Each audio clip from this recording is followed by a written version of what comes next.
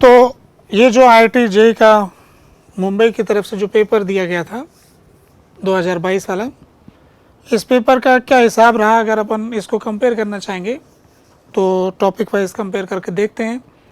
जो नए बच्चे तैयारी कर रहे हैं उनके लिए भी एक तरह की गाइडेंस होगी। जैसा कि मैंने एक वीडियो बनाया था इससे पहले जिसमें कि कुछ पेपर्स का एनालिसिस किया था, तो उस पेपर में मैंने एनालिसिस करने में दो तरह का काम किया था। दो पेपर करंट पेपर लिए थे, जो लेटेस्ट पेपर थे 2020 एंड 21 वाले, और दो पेपर मैंने अपनी तरफ से लिए थे मुंबई की तरफ से। तो मुंबई के जो दो पेपर थे वो 2007 वाला और 2015 वाला। अगर हम उन दोनों पेपर को, अब फिर से मुंबई ने पेपर दिया 2022 वाला, अगर इसकी बात हम करें तो इन सब पेपर में एक कॉमन बात है जो हम कह सकते हैं, और कुछ उसके आधार पर मैंने कुछ प्रिडिक्शन भी दिए थे। तो हमने देखा कि पैटर्न लगभग वो आया जो कि पहले पूछा जा रहा था। यानी इस बार का जो पेपर था उसके अंदर टोटल 18 क्वेश्चन पहले पेपर में थे और 18 क्वेश्चन दूसरे पेपर में थे। तो टोटल मिला के 36 क्वेश्चन फिजिक्स के अंदर आए थे। अभी का जो पैटर्न चल रहा है इसके अंदर हम देखते हैं कि एक क्वेश्चन की कैटेगरी है जिसमें हम इंटीजर टाइप क्वेश्चन लेते हैं, और एक इसके अंदर न्यूमेरिकल वैल्यू क्वेश्चन। एक का तो आंसर इंटीजर में आता है, न्यूमेरिकल वाले का डेसिमल में आंसर आता है 2 डेसिमल तक, यानी 6.32 ऐसा कुछ, 2 डेसिमल की वैल्यू वाले। फिर एक होता है multiple correct answer type questions जिसके अंदर कि ये -2 मार्क्स रखते हैं। तो इन्होंने डेसिमल वाले जो क्वेश्चंस होते हैं उसमें किसी प्रकार की नेगेटिव मार्क ही नहीं देते हैं। मल्टीपल करेक्ट आंसर टाइप के अंदर एक -2 मिलता है, और इसके अलावा single correct answer type question. तो अगर हम देखें कि 2007 और 2015 में मुंबई ने मैच दी कॉलम काफ़ी पूछ रखे हैं, तो मुंबई ने इस बार के पैटर्न में थोड़ा सा चेंज ये किया कि single correct answer type question की ही कैटेगरी 2 बना दी, जो इसमें से MTC जिसका आंसर 4 ऑप्शन वाइज दिया जा रहा था और एक सिंगल करेक्ट जैसा पहले पूछा जाता था, यानी 4 क्वेश्चन MTC की कैटेगरी में ले लिए और 4 question single correct answer type वाले क्वेश्चन ले लिए। ये तो हम मुंबई के पास जो उन्होंने चेंजेस किए उनमें से एक ही चीज़ देख सकते हैं। इसके अलावा कोई स्टेम क्वेश्चन जैसा पहले आ रहा था वो इस तरह का स्टेम क्वेश्चन टाइप, यानी एक ही क्वेश्चन में से 2 क्वेश्चन कनेक्ट करके पूछते हैं, ऐसा कोई स्टेम क्वेश्चन इस बार नहीं आया है। और जहाँ तक पूछने के अंदाज के बारे में बात करते हैं तो हम ये देखते हैं कि जो मुंबई वाले जो पेपर बनाते हैं ये उसको कुछ नई सिचुएशन क्रिएट करने की कोशिश करते हैं कि केस 1, केस 2, ऐसे केस 3 ऐसे कुछ बनाते हैं। ये लगभग यहाँ पर भी रहा कि अगर ऐसा करे तो वैसा करे तो। पिछले 2007 वाले क्वेश्चंस में ऐसा है कि इंक्लाइन प्लेन में से बॉल को रोल कर रहे थे तो हाइट का डिफरेंस ये हो तो ऐसा हो, तो इसी तरह से यहाँ पे सवाल थे सर्किट के अंदर, लूप वाले सवाल थे, बीटा की वैल्यू ये हो तो ये उनका पैटर्न पूछने का तरीका है, वैसा का वैसा इन्होंने पूछा है इसके अंदर। और हमने जो क्वेश्चन पेपर के लिए क्वेश्चन मैंने अपनी तरफ से 25 क्वेश्चन सेलेक्ट किए, तो उसमें से लगभग 20 के करीब क्वेश्चन वैसे के वैसे आए भी हैं टॉपिक वाइज।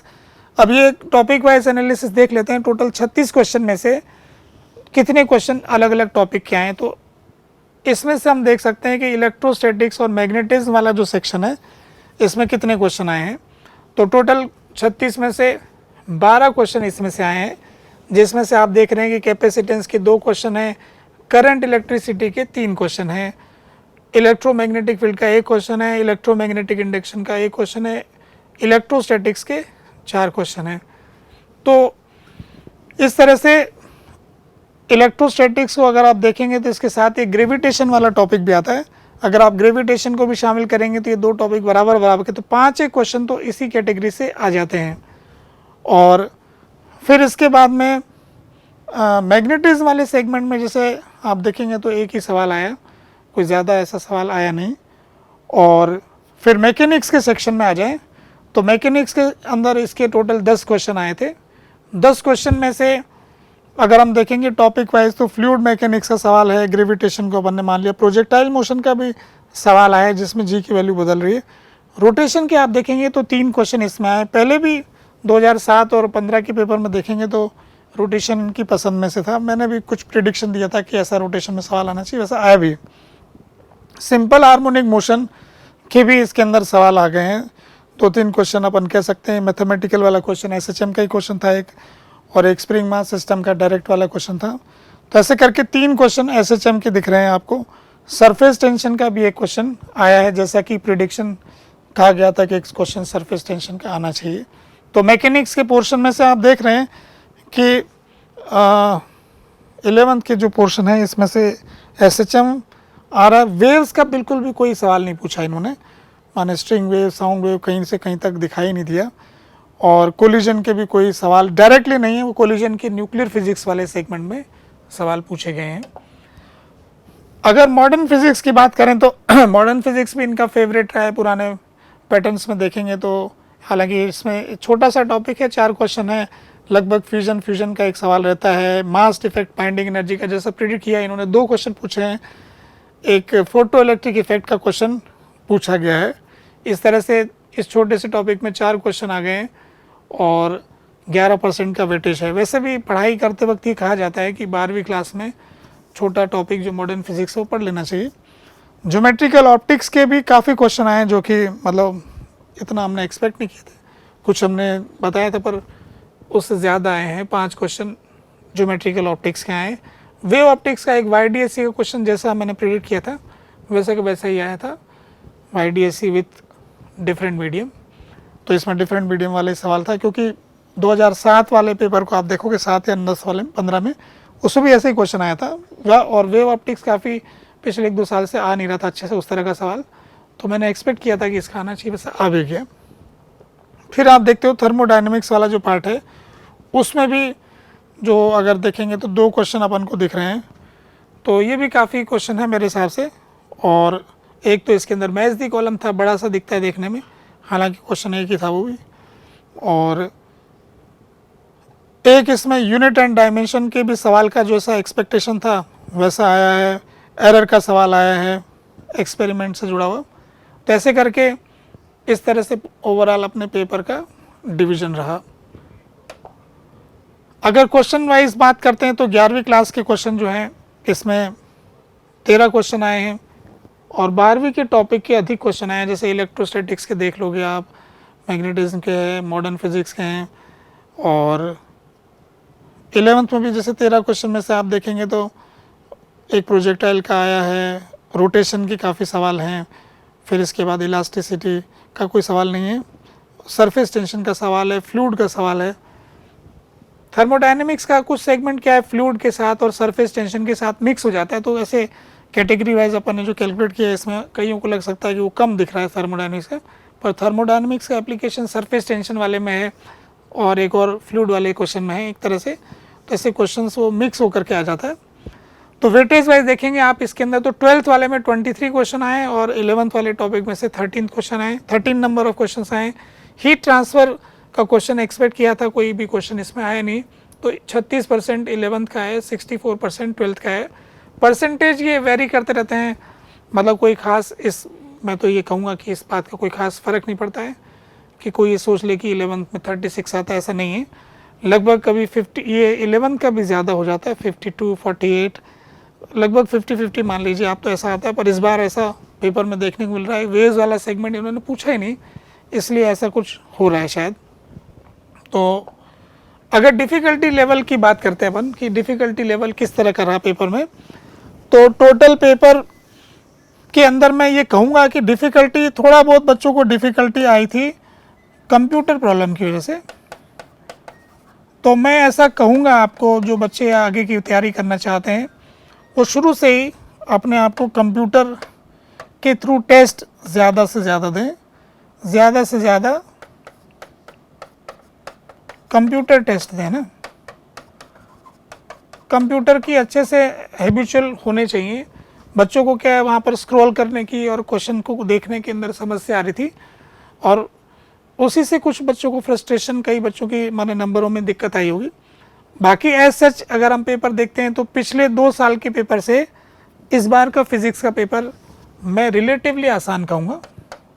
2021 और 20, 2021, 2020 इनसे इजी पेपर है 2022 का। मतलब इनमें कुछ ज़्यादा क्रिएटिविटी थी।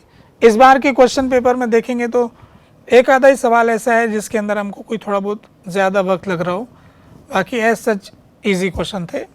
फिर भी पेपर टाइम में बच्चों ने जैसे कहा कि सर बड़ी दिक्कत हुई, क्वेश्चंस छूट गए, तो उनकी वजह यह है कि जैसे मैंने शुरू से ही पढ़ने के लिए बच्चों को सिखाया है कि हमेशा अपनी पढ़ाई में इजी फर्स्ट, ये वाला रूल बना के रखें। एग्ज़ाम में कोई भी इसी सवाल छोड़ के ना आए, क्योंकि कंपटीशन का बेसिक बात है कि जिसको सब करते हैं अगर हम उसको नहीं करेंगे तो हम लोगों से पीछे हो जाएंगे। तो अगर इस पूरे पेपर के अंदर आप बात करेंगे तो 15 क्वेश्चन ईजी हैं फिजिक्स के अंदर। टोटल 36 क्वेश्चन में से 15 ईजी हैं। कुछ ऐसे ऐसे क्वेश्चन थे जो देखते ही कर सकते हैं। तो 15 क्वेश्चन सही करने का मामला हो रहा है। 48 नंबर का टोटल हिसाब बैठ रहा है। और दूसरे जो 15 क्वेश्चन है वो मीडियम लेवल के हैं। अगर हम देखेंगे तो टोटल 30 क्वेश्चन हो जाते हैं। 36 में से सिर्फ 6 क्वेश्चन डिफ़िकल्टी वाले होते हैं। तो अगर जिन बच्चों को फॉर्मूले अच्छे से याद हैं और थोड़ा बहुत, जैसे मैं कह सकता हूँ कि कुछ जैसे मैथ्स दी कॉलम थे, तो अगर सारे केसेस सॉल्व करोगे तो टाइम ज़्यादा लग रहा था। केस टाइप का क्वेश्चन पूछने का आदत है मुंबई का, तो इसलिए उन्होंने मैथ्स दी कॉलम वगैरह इनमें कुछ जो आपकी इच्छा थी उसको पूरा कर लिया उन्होंने। पर मेरा मानना था कि वो उसमें अच्छी बहादुरी या समझदारी इस बात की थी कि किसी एक या दो केस से सवाल सॉल्व हो रहा है तो उससे आगे बढ़ जाएं। तो ऐसे करके टाइम की बचत हो सकती थी। तो ओवरऑल 30 क्वेश्चन इसके अंदर हम कह सकते हैं कि मीडियम और इजी लेवल के थे। सिर्फ 5-6 क्वेश्चन जो है 6 क्वेश्चन कैलकुलेशन में आ रहे हैं, जो कि 21 नंबर का फ़र्क पड़ रहा है। फिर भी बहुत सारे बच्चों को जिन्होंने फॉर्मूले अच्छे से याद नहीं किए वो टाइम लिमिट में कर नहीं पाए, जिनसे छूट गए। और अब मैं आने वाले स्टूडेंट्स के लिए अपेक्षा करता हूं कि वो कम से कम अपने फार्मूला बेस्ड इजी क्वेश्चंस की अच्छी प्रैक्टिस करें। कुछ कठिन क्वेश्चंस की चिंता करना छोड़ें। कमी आए थे इसके अंदर भी। तो ओवरऑल ठीक है पेपर मेरे हिसाब से। और थोड़ा बहुत कंप्यूटर और कुछ डर की वजह से अगर बच्चों का कुछ बिगड़ा है तो मैं उनसे ये कहूँगा कि भविष्य के बारे में ज़्यादा चिंतित ना हो। ये सारी, जैसा मुझे सुनने में आया है कि ये कंप्यूटर वाली प्रॉब्लम सभी के साथ थी, इसलिए जब जो चीज़ सबके साथ है उसमें कोई दिक्कत नहीं है। और कोई किसी का कुछ दिन अगर ख़राब रहा हो तो चिंता ना करे। जीवन में और भी मतलब आगे मौका मिलेगा। कॉलेज में भी जा कर के आप अपनी ब्रांचेस वगैरह चेंज करवा सकते हैं। फिर इवन चेंजेस नहीं होते हैं तो फ्यूचर में आगे बढ़ सकते हैं। इसलिए जैसा भी नंबर मिले हैं निश्चिंत होकर आगे बढ़ें। Best of luck for your future.